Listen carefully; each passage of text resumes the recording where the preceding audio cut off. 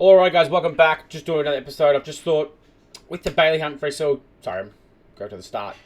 Saw the news about Christian Petracca, Clayton Oliver and Bailey Humphreys.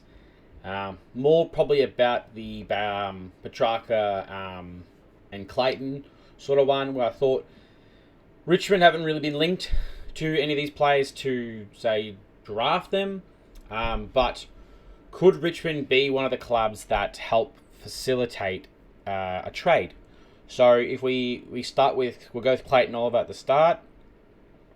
He's been linked to the Giants. The report was they sent a sort of a memo to every single club saying we're happy to pay half his salary, say 40% of his salary, 45% either way, and to give out what the feelers are and see what they were. So the Giants have obviously reached out. Now the Giants, I've got here on the side of me here is that the Giants, what they have for draft picks, same as the Gold Coast Suns, which will be a bit more problematic for, in my opinion, for the Suns to get Petracca. So right now the Giants only have pick 13, and then their second round pick will pick 34. So right now they haven't taken into account any other picks. So Zero Hanger has everything in there except for players. So we don't know what Brisbane or what Essendon will get for Draper. We know pick 2 is what they're going to get. Brisbane's going to, so the West Coast will get for Oscar Allen. So that probably puts their pick from pick 13 to pick 14, maybe slides to 15. Now, I don't know how much Richmond wants to slide down, but could Richmond be looking to help out? Now, I don't know if pick 14 is enough to get Clayton over to the Giants from in Melbourne's perspective. Could Richmond be asking, hey, look, we're happy to give you pick, say it's technically 4.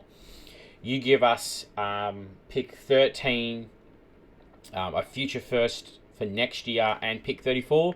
Now, it does take them completely pretty much out of the draft. I think they'll have a third and a fourth round. But you are giving up pick 4, technically, and you are getting pick 15. So, in pick 15 range is your Hibbins, Hargrave. Your Sandgrill could still be there. Lockie Doverston could still be there as well. So, there are a couple of good players that will still be down in that lower pick. Obviously, it does take away the chance of you getting back-to-back picks of a Roby and a Sam Cumming. I thought that's probably not a bad way to go about it if you want to help facilitate a trade. It shows that you get a first-round pick for this year. So you do give up a pick, but you get one back. You get a future pick for next year, and you get a second-round pick as well, which then you could then use to bid for Lewis Callaway. Or you could use that pick because you probably don't use it for Callaway. Unless he gets to pick 30 and you go, oh, well, he's not going to slide. He's going to slide into the 40s. Then you don't have to have a pick. You just have to have a roster spot for him. I think it's after pick 40. You just have to have a roster spot, not an actual pick. So you might be able to find someone in the 30s. Maybe you can trade that away as well and get something else in. So then I thought with the Petracca one. So I have seen a few with Damon Barra and Brad Johnson. They've gone, look, Gold Coast right now have pick 6, 14, and 17. That pick 6 will go out to pick 7, pick 14 will go to pick 15, and pick 17 will go to pick 18. Now, depending on how much Gold Coast have with their academies for next year, I'm not 100% sure. There could be a good way to slide down. They're going to need all the points because they have Dylan. I think it's Dylan Patterson and Unwin coming in, so they're going to need all the points they have. But look, it's hard to say where those two are going to go in the top 5. Most people reckon if you look at the draft.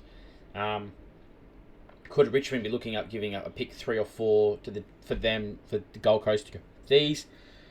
Do you then get say? It's hard because you want pick 15 and you probably want pick 15 and 17, or do you take a pick 17 or 14, one or the other, ask for a future and maybe ask for a second, because I believe they'll have some second rounds this year. Gold Coast have pick 34, 35 in that range as their only other pick. So with the Petracca one, I think it's not a bad idea to ask the question, do they need help facilitating the trade? I wouldn't be at all against it. It's hard unless they've got their eyes set on for next year's draft a lot more than this year's draft. Then that's something I'm willing to do. Do you give up, pick 4 and ask for pick 15 in return, a future first, and maybe your second or a third round pick as well? And that would probably help. Man, I think they could probably take that. I think if you were the Melbourne and they offered you pick 4 for Petracca, and they pay his full wage, I think you would say yes. And there's a chance I'll ask for Bailey Humphries. I wouldn't be against it. We ask for Bailey Humphries and say, hey, look, we'll take Bailey Humphries off you. We'll pay his full wage, and we'll give you pick 3. And maybe a future second or something like that. I don't know, but that's definitely part of the deal as well. Could you facilitate? You take Bailey Humphries. I think Bailey at Richmond would be great. I think you could probably guarantee him a lot more midfield time. So then you wouldn't be as sad if you got Bailey Humphries, and you wouldn't be as pissed off as that you gave up pick 3 because you might miss out on Sullivan Roby, Sam Cumming as well, a Darcy Sharp, which is starting to, in a lot of Drill Rock mock drafts. He's started to come back into the Richmond side.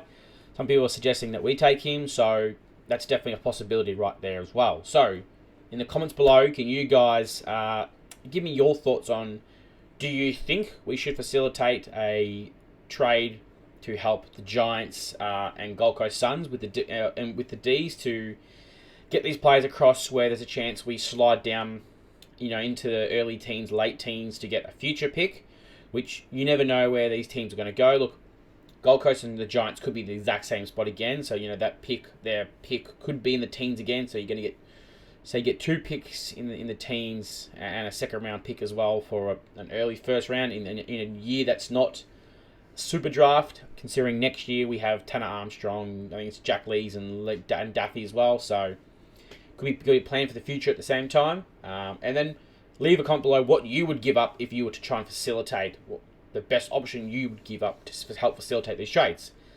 Please hit that like and subscribe button. I am at 278.